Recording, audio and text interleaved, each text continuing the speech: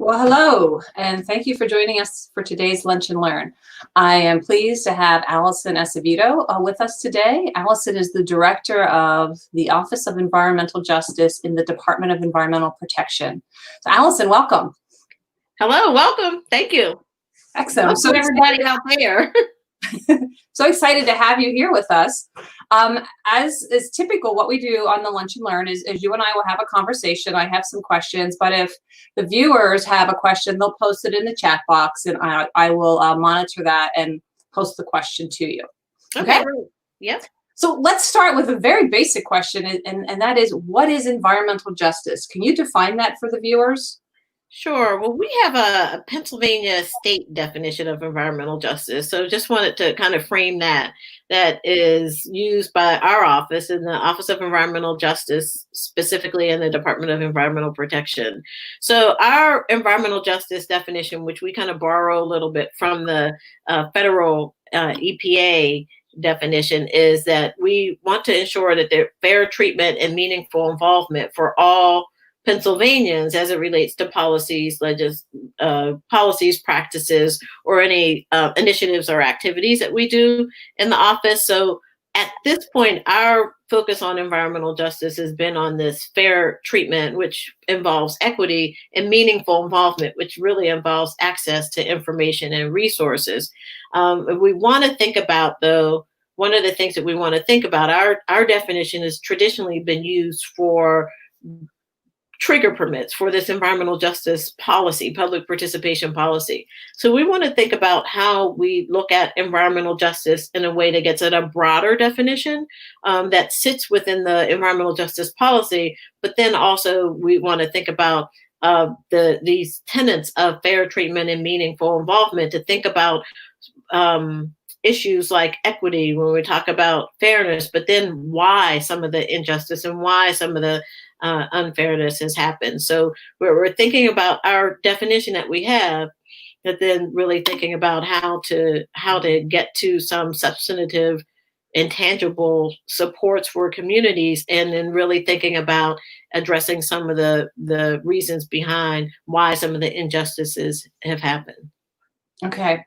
Great. So you mentioned in that definition a trigger permit.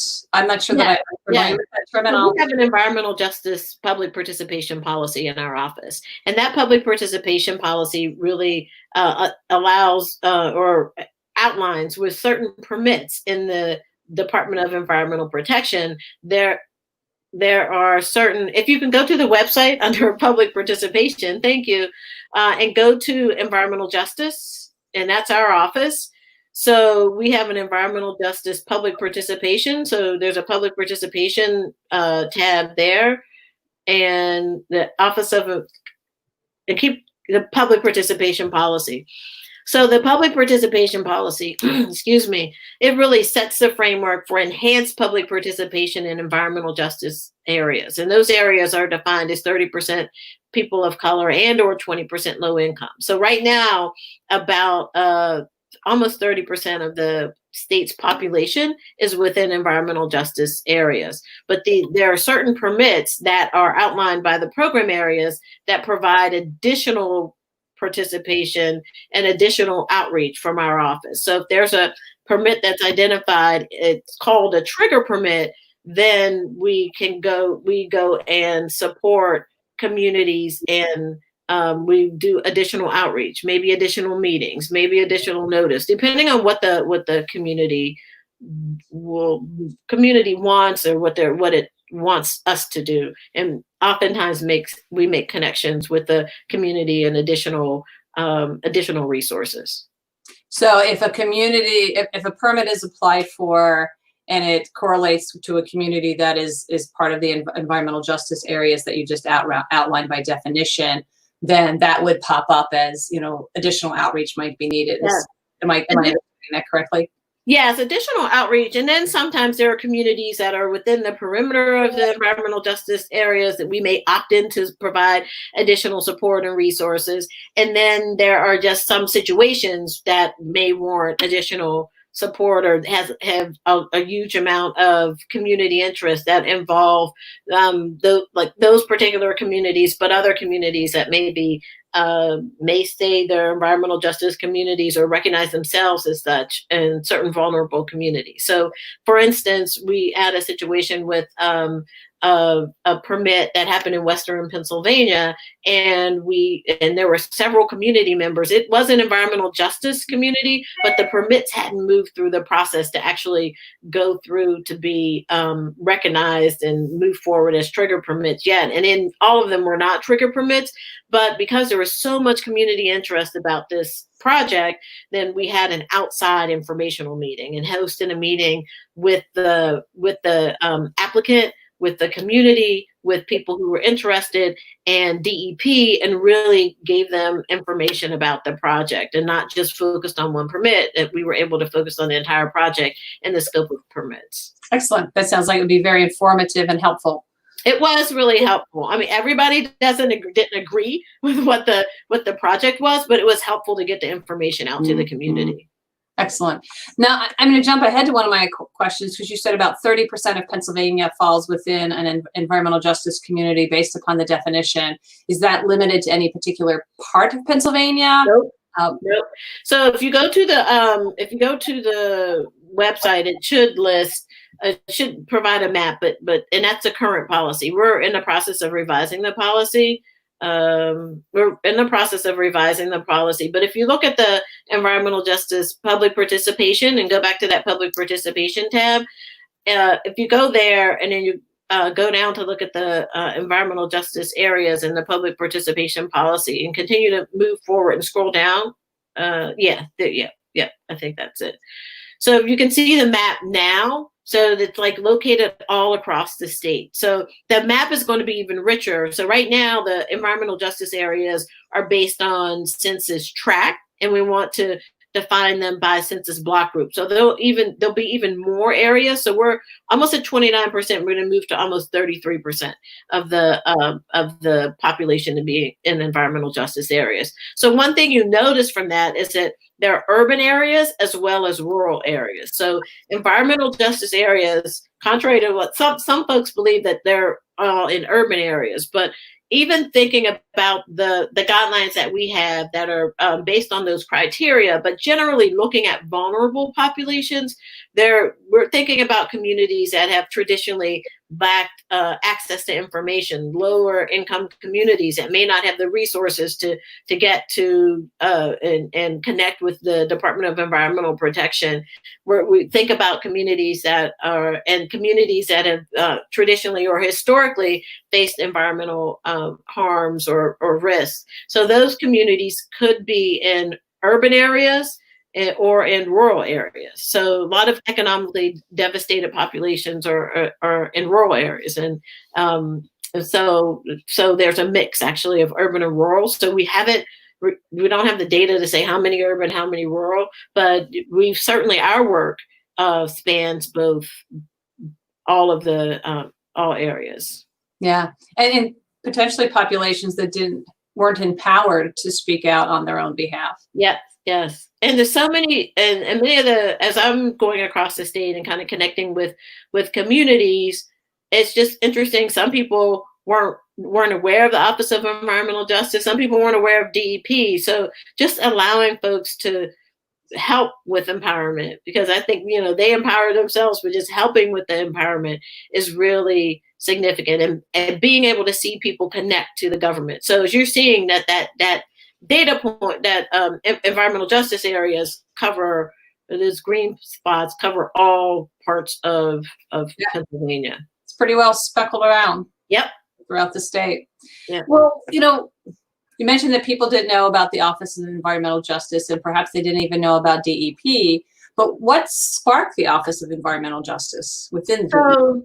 The Office of Environmental Justice is sparked by advocates who really, in the 90s, were having challenges and really fought the environmental industry kind of coming into their community in southeastern PA. So, and not solely that group, but just a lot of work has been put in with the southeastern Pennsylvania and the city of Chester in particular, that had been facing a number of industries coming into pollute or developing environmental risk in that community, and feeling like they were being singled out, and had a lawsuit. And based upon their activism in the legal case, the government kind of took notice and said that we need to be able to respond to people who have had, as a result of their disproportionately being impacted by these industry, by in Chester, and I don't remember the number, but there's a Chester, PA had a small amount of population, but a larger number of pollutants and polluting industry within its community. So that action and their unrest and their advocacy, along with others, really prompted the DEP and state government also to really create the Office of Environmental Advocate to support those communities who really didn't have feel like they had any input into the process. And just people have been historically not part of the environmental office and DEP to really be able to be involved in a meaningful way. And it started with participation and involvement, but again, the principles of environmental justice are like evolving to think of and consider and take action on other aspects of engagement. But our office started in 2002 after after an internal work group was created to evaluate environmental justice. And then it was called Office of Environmental Advocate. I think environmental justice was too intense at that level. So we wanted to start the office DEP in response to some of the community action. I see from the chat we've lost Facebook, so do we continue to? We are still live on YouTube. Okay, good. And we have viewers through YouTube. Pam is checking into. That's why you lost me for a second, because I tried to fix things really quickly and I ended up cutting myself out. Okay. So from my notes, within the Office of Environmental Justice, there is the Environmental Justice Advisory Board. Oh, yes. So we have an Environmental Justice Advisory Board. It's a fairly active board that really focuses on, it represents people from different sectors, different industries, and different interests to support environmental justice. But then really, most importantly, that board makes recommendations about the environmental justice work that DEP does and really supports our office around environmental justice considerations in the agency. So there are 15 people who should be on the board. We have a complement of 11 now. So come from academia, from nonprofit organizations, from grassroots nonprofit organizations, from law, just the different sectors. So. How are people chosen to serve on that board? Oh, well, people come. So this is one of the boards. There are different ways of choosing the boards and commissions in DEP. Some have to go through legislators approving them, others through the governor. The secretary selects who serves on the board, but our office receives nominations. So there are 4 spots open on the Environmental Justice Advisory Board, and then we think about being geographically diverse. So we have 6 DEP regions. We have representatives from all the regions, but don't want to have like everybody from Southeast or Southwest. So, and previously people had to travel to 3 meetings. We had 4 in person a year, and then 1 was in a community. We wanted to make sure we traveled, which I think is not the case with many other environmental boards at DEP, with the boards at DEP or commission. So we wanted to make sure we traveled to go to a community. to be able to hear from a particular community and have that board. So we were in the past, last year we were in Erie, the year before in Williamsport, and we were supposed to be in the Northeast this year in August, but we're going to bring some organizations from the Northeast on a virtual group. So that a virtual meeting. So that Environmental Justice Board has been particularly active. So we're planning an environmental justice symposium. We're working with the EJ board members have taken the lead on planning some educational symposium, but working to help with the forum that's also happening in the fall, which they're not planning, but working in collaboration with another entity. They've started to look at environmental justice mapping and lead an environmental justice and environmental health subcommittee. We have a public participation committee, which we just started. And they've just helped with general recommendations and responding to resident questions. So they've been very responsive to people who've come to provide public comment during the meeting. Excellent. Sounds like a very active board. Very active. Oh, and they had a town hall, a climate town hall in Harrisburg. The 2 members sponsored a climate town hall in Harrisburg where they got residents in the community to come out to hear about climate change, about climate, hear from our energy programs office about outreach on the climate action plan from 2018. So really they're really active. So I'm really thankful that we have a really active and engaged group of people on EJAP. Will the symposium be open to the public? And if so, how would people learn more about that?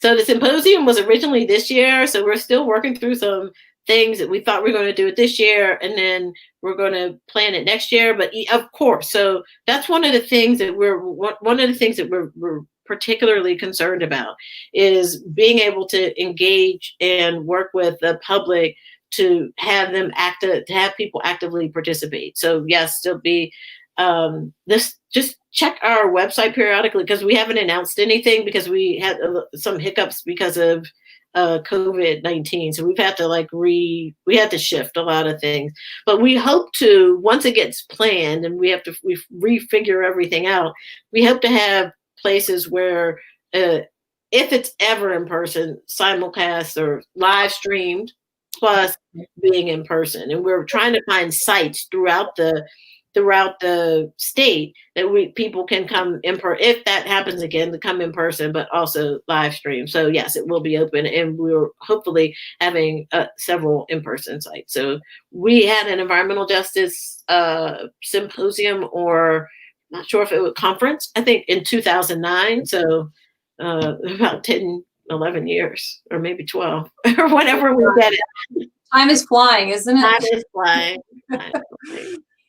So you mentioned that that a lot of the environmental justice movement, or the Office of Environmental Justice, was an outgrowth of some of the advocacy that was happening in the city of Chester. And just to put in a plug, the foundation, working with WITF and the Conservation Heritage Project, did a documentary on that advocacy that was happening with Zuline Mayfield and the community members in Chester. It's called the Justice in Chester. And if Pam, you could show the URL to that, because that might give some people some background to see what was happening at the time and why this is a very important office, and the role that you have, how important it is across the Commonwealth. It's like our little magic back there. Thank you, Pam. Yes, thank you. So if people are interested in learning more about environmental justice, in addition to your website, are there any other resources that are available to them?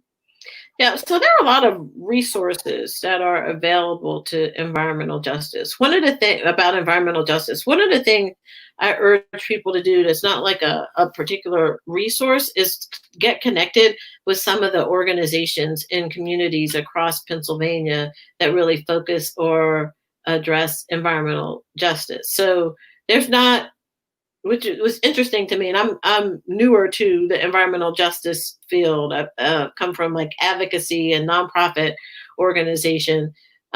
There's not a directory of environmental justice organizations in Pennsylvania, but we made a point of developing an environmental justice stakeholders group to include organizations across the state that either identifies environmental justice solely or support environmental justice causes. So they've kind of self-identified. So one of the things like I suggest is wherever folks live to really think about those organizations that say that they're addressing environmental justice, social justice, particularly like race in the environment, like these issues that are key to environmental justice. Because one of the things that's really important is that the Department of Environmental Protection can do some things, but then there's a whole lot of things that are kind of left to the purview of advocacy organizations or activist communities that the Environmental Justice Office, the Department of Environmental Protection, is not able to kind of move in some of those spaces. So the first thing I would say is to look for environmental justice organizations that are doing the work, because they often have a template for action, for advocacy around environmental justice and for how people can get directly involved. And we can connect people with some of the organizations, but just ask folks to do that. The second thing, the Office of Environmental Justice at EPA also has environmental justice resources and kind of talks about environmental justice, about their mapping, and provide some resources. I would also say that I just found out about a learning tool for that WEAC, this environmental justice organization. I'm just trying to think if I have the email address, but WEAC has these free online learning modules around, and I can send you the email or Yeah, we can share that with everybody. So they have online learning modules for children grades 4 to 12, but it's really a good resource for people who just want to know about environmental justice. And they're supposed to create more, but it's really a good like primer, like what is environmental justice, and then kind of just goes on some of the basic information. But I would say that just contacting the organizations and give you the most resources and support. And our website has a few resources. Like we have a newsletter, so that people can sign up for if they go on to the environmental justice page at DEP, that we provide some information, resources, and things like that around environmental justice. That comes out at least once or twice a year. So it's Your Environment, Your Voice. And we provide, we just had the archive up there. So we started to archive the newsletters. And those newsletters have information about DEP resources as well as other resources. So. Is the stakeholder list that you mentioned available on your website?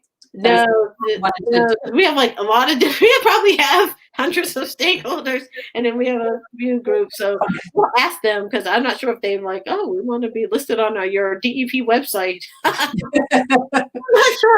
not sure everybody wants to be listed on DEP. I understand. I was just thinking in terms of if folks were interested and they wanted to find out. I'll see if we can hear them. That's a very good idea. I'll see if we can we can figure out how to list some environmental organizations that people can be involved with. That's a really good idea. And people who want to be on our website. Yeah. So if as residents of the Commonwealth, what actions can people take to ensure equitable distribution of environmental benefits and burdens?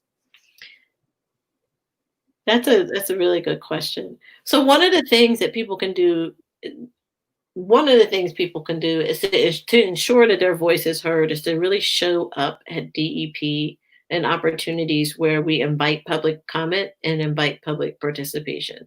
So if you can pull up the DEP website and go to public participation and go to the calendar of events, you'll see the hearings that we have for our different committees and different organizations, different boards and committees. So that's small, but if I could see, I could see that our information we have, that's also small, but I could see, but you see all the hearings that we have. So if you go back to the other page, you can see that most of our committees and boards have virtual meetings now, which was not the case before. So we're actually finding that we have more people attending. Thank you. We have more people attending the virtual meetings than we had attending in the past, because you had to be there in person. Right. While all of these meetings, so any of the advisory board meetings, most of the advisory board meetings should have public comment period. So at our Environmental Justice Advisory Board, we had at the last couple meetings a couple of people come in and make public comment, and then in some cases, like in one case, we actually had a meeting with our regional office following their comment to really follow up on it. Another case, our Environmental Justice Board wrote a letter about their comment. So if you have public comment, you'll have at least you may not get response all the time, but at least you'll have someone's ear. There'll be staff. There are people who are from external groups that may follow up. So we've had a bit of engagement and follow up with the people who make public comment. And then the other thing that the public comment does is it allows people it allows folks concerns to have a public forum in a way that people will see, oh, this is an issue that folks are concerned with, or this permit or this situation, and the department would have direct interaction with that person, although there may not be there's usually not a response there, but then there's some interaction. At least people hear what some of the concerns are. So there are those opportunities for public comment if people want to get involved. The other way to think about getting involved is for the public hearings. We just had a public hearing on volatile organic compounds to think about providing written comment for these hearings. So there's an actual opportunity to provide written, and then we had several people provide verbal comment at the hearing. So as we're developing regulations, as we're developing those types of things, people can provide comment. And again, DEP hears and or sees those comments. So people wanted to participate then. So those are direct opportunities for folks to kind of participate and be involved and participate in the process. And then, so this has the open comment periods now, and it recently closed comment periods for certain regulations. So definitely DEP listens to and sees the comments. So the written and verbal comments are given equal weight. And so if people wanted to, if residents want to comment, there are a lot of opportunities that we're able to provide to have people participate in the process. And I think it's important for people to know too that you don't have to be an expert in the field. Okay. Let's use volatile organic compounds as an example. You need to go and express your concerns or ask the questions that are on your mind.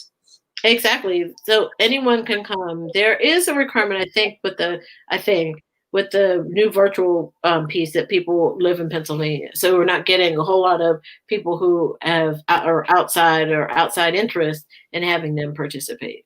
Well, that's fair. Yeah. So, which can happen on occasion. So we've had people come and provide, not testify, but provide comment. So we've had people provide comment, and they're concerned about an action near where they live, or they're concerned with some situation that DEP is addressing broadly. So it's really a good opportunity. You don't have to have a degree in engineering or a degree in anything, or as long as you want to participate, you can participate, and just sign up to whatever the process is online, or contact the DEP and say you're not able to sign up online, want to provide comment. Excellent. And if somebody doesn't have access to the internet, How would they get I information? mean, just contact our office. It's contact our office, and someone can help them with the comment. And if they need any other types of accommodations, our office can help as well. Excellent. Like our office, you can contact our office, or and then we can get them in touch with whoever, whatever appropriate office it's handling the hearing or handling the matter. And our contact information is on the environmental justice webpage, and there's the contact information. Yeah, and I think Pam has posted a lot of the links. So we talked a lot about the next question, which were how do residents find out about permitting that might be happening in their neighborhoods, and what recourse do they have if they feel the permits would negatively impact their health and the environment? And that's what you were just speaking to, is, So those things, that there was a lot with the regulations, but then I would also go to the website. If you go to the resident page, I don't know if we went there specifically. If we can go to the resident page, you'll see a whole lot of places where people can input. So if there's a level of concern, there's a complaint portion. So yes, go down to residents, and you can just go to the resident, up to the full residents, the first tab under residents. It says residents. Yes, right there. So you can see the full complement of places where people can get information and be able to input into DEP. So environmental complaints, air, water, climate change, and this is just one subsection. It's just the water subsection. So I always say there's so much information on the webpage, and then just information about where people can connect. The public records. So if you want specific information, if you can click the public records piece right there, it's one of the blocks. You can go either there or right there. The second block after climate change, that shows specifically how to get information from DEP, public records. And if you go down a little bit more on this page, it talks about general questions. You can ask DEP, how to get connected with our press releases, the Public Participation Center. And if you click on permits and facilities, you can get information about the different. So eFax is a whole nother system that you can get into that takes you to be able to search a particular permit by county, by township. So there's just a lot of information there. So yeah, and these are the sites that were authorized actually by county and municipality. Okay. Excellent. And then if you go to e-notice, which is not there, and you can track it. You can go to, it's dep.gov e-notice, I think. You can go and track the permits as the applications as they're being applied for, and you'll get information. Excellent. So a lot of really good resources right there on the DEP website. Yeah. We'll make sure that we have all those various links in the comment section. Mm-hmm. As we're starting to wrap up, Allison, is there anything else that you think that you would like people to know about environmental justice, or ways that people can get involved in environmental justice? Yeah. I mean, one of the things to think about is, particularly kind of in the time that we're in, and the now the attention that's being paid to with regard to like race and injustice, really thinking about the different places that environmental justice is, or different sectors of life and different sectors of work that environmental justice touches upon, because sometimes the concept may not be tangible to people. One situation that is kind of associated with environmental justice is really thinking about redlining, and and I'll try to get that also, but a recent report really showed that in redlining is a practice where, mostly in this country, Black people were denied loans and mortgages in certain areas, and kind of in areas where they're predominantly white populations, and then actually forced to live in certain areas where often we received higher interest rates and the property values and the communities may not have been maintained. But there's connection between redlining areas and environmental justice and vulnerable communities. So that the communities you see that were subject to redlining were also the ones that received like the greatest environmental harms, the Right. more pollution, more industry. So just really thinking about the places where environmental justice connects externally and thinking about the broad reach of environmental justice. And a lot of connection between environmental justice and climate change, so that people who are in communities that, and we find in Philadelphia area, the heat island effect, where there are places that have communities that are 20 degrees higher than other communities because they have less trees, less open space, and more concrete. And those communities having, and which are predominantly low income people of color in Philadelphia, predominantly those populations, but have issues with being able to pay bills, being able to pay for additional electricity, and so having older houses. So just not having the infrastructure to be able to address things that come with climate change and the increase in temperature, or other flooding issues that have come with climate change, because in those communities have higher temperatures and oftentimes older homes and less ability and resources to repair homes. So there are a lot of places that have it, and there's a report on redlining, but there are a lot of places that have an intersection with the concept of environmental justice. And again, as I talked about earlier, the real focus on environmental justice is thinking about how to address the why of why these things happen. So one of the things that we're trying to think about in our office is kind of moving from to really think about our public participation policy, and of course continue to do that, but then think about how we address some of the why are there so many communities that have that were redlined and then have these additional environmental challenges? Why are there certain communities that are facing climate change? And then is there climate change challenges? And then is there anything that we can do to, as a both as an agency, but as an environmental justice community and as advocates, to be able to advance those things? So one of the things that we're just thinking about broadly is whether we can support developing any resources or data to identify what communities are most vulnerable beyond just race and income, to see if there are communities that have, and one of the ways that it's been done traditionally, we're trying to figure out how to get there, but one of the ways it's been done traditionally is to develop data and then develop maps to really talk about identifying the communities that face health hazards, that face certain socioeconomic challenges, and develop a map to kind of display this information, but also use the map as a way to direct resources, change policy, and support these communities. So places like California, they've developed a California Enviro Screen that really provides a way to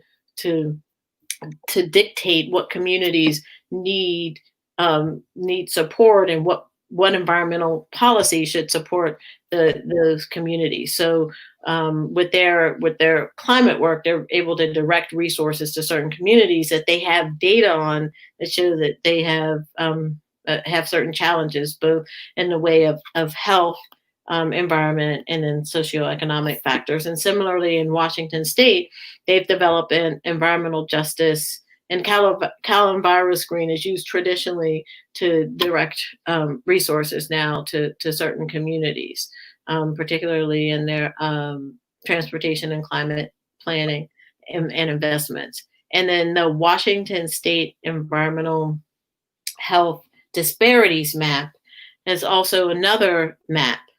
We've been able to, in our office, hear from folks in Washington State about how they develop an index to talk about communities that consider these socioeconomic factors. They consider they consider environmental indicators as well as demographic indicators broadly to really show, like each community gets a rating and they're able to show what communities are most in need. And then now they're working on kind of directing resources, grants to support communities that are in need. So Washington has developed that map. So if you look in this, if you can you see in the middle, it talks about what indicators are used, and so how they create a disparity rank by using different environmental and socioeconomic indicators. Well, and you touched on something too, is that during COVID, one of the things that they were finding is that people living in areas of higher air pollution, et cetera, were more susceptible to the COVID because of lung damage and lung issues. So there's definitely a correlation between living in areas where the environment is being compromised and overall human health. Yeah, so there definitely is, and one of the things that we've realized that there's an interconnection between many of these the communities plus these health situations that have been kind of perpetually happening. So one of the things that we've realized in our office is that we really need to develop a partnership with other agencies. So we're starting to work with the Department of Health, starting to work with Department of Conservation and Natural Resources, Education, just other agencies to really think about what environmental and identify environmental justice concerns that happen in the work and environmental justice principles that we should have infused in the work. So we talk about our work at DEP, but environmental justice, and that's one of the things that we think about really happens throughout the Commonwealth. It's really not just confined to DEP. So while our office had traditionally been focused on the environmental justice public participation policy, it's really focused on thinking about how we think through environmental justice considerations throughout the Commonwealth and different agencies. Absolutely. So as we think about how we return to school, there are certain considerations that that happen in schools and environmental justice communities. There are additional supports or additional language supports for people who aren't English, who don't have English as their first language. So are there principles that need to, one of the things we think about when our climate change work. So are there principles that need to be infused in our climate change action plan? Like, are there, we have to do that plan every 3 years. So in the 2021 plan, are there things that we should think about regarding equity and justice that are actually inserted in the plan? So our office is really thinking about environmental justice in a broad way and then just encourage people to really think about and make connections about where environmental justice and really thinking about the injustices in their environment happen. And the other thing, kind of as it relates to your question and what should people know, is that one of the things that we're finding when we think about environmental justice is just really the diversity of people who talk about the environment to really ensure that their folks understand that the environmental issues are really, I mean, we go across the state, we've done roundtables across the state, and environmental issues are impact everybody in different ways, in different communities in different ways. And we find that so many people, diversity of ages, race, ethnicities, are environmentalists. And one of the things that when we look at some of the nonprofit organizations, just urge the environmental community to really think about diversifying and including people of all races and nationalities when we think about the environment, because a lot of times it's viewed as, well, the environment is something that's for white people, not for non-white people. But there are environmentalists of every race, a lot of young environmentalists as well. So really thinking about that, because I'm not young. I think that everybody's in kind of, everybody has a certain level of experience, but there a lot of young folks are particularly concerned and care about their environment. But just really thinking about the diversity of people who are in the environmental movement. So it's really thinking about how environmental justice doesn't just have to be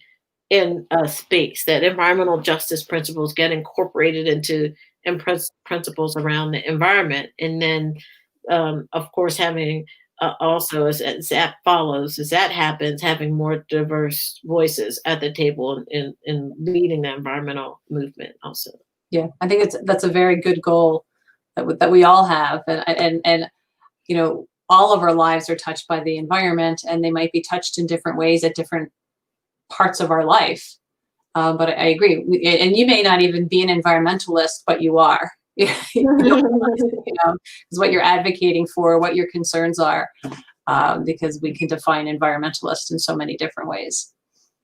So, Allison, I really appreciate you being here with us. I thought that I was educated on environmental justice, but as you may have seen with me with my head down, I was frantically taking notes because you educated me. You've given me some things that I want to follow up on. I know that Pam has been actively typing in URLs. So I hope that this becomes a resource for people and that more and more people become educated about environmental justice, because that's what we're going to need if we're going to have it incorporated across all sectors, and having the conversations that we need to have. Oh, I agree. And feel free to put just a separate link to my email address, alacevedo@pa.gov. And people can contact me if they have questions or just want to connect with me around environmental justice. So I say that I'm learning. I come from the work and with a number of different experiences, and just really happy to be able to do the work. One of the reasons I took the job was to be able to impact communities and to learn more about the environment. So I'm learning about all these, about the terms, but about one of the things that strikes me is that people have a really, really firm commitment to the environment.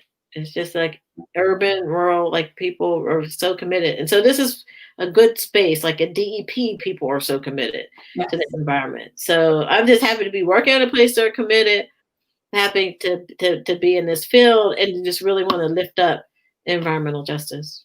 Yeah, but you and I were working together very hard with a number of other people to have Earth Day focused on climate action and environmental justice, and that went haywire. Oh, yeah, right. That seems like a year ago, but it wasn't. Yeah, it wasn't. Right. But I believe there are some resources on the Earth Day 50 website, yes, focused on environmental justice. That's another resource that people can go to. Well, thank you, Allison. I hope that you have a marvelous summer, and that as the discussions about how kids get back to school roll around, I hope they're to both of your children's liking. Thank you so much, Marcy. I just appreciate the opportunity to participate today. Thank you. Yes, thank you. Don't go away. I'm going to end the broadcast, but you can hang on for a minute, okay? Yeah, sure. Thank you, everybody. Goodbye. Bye.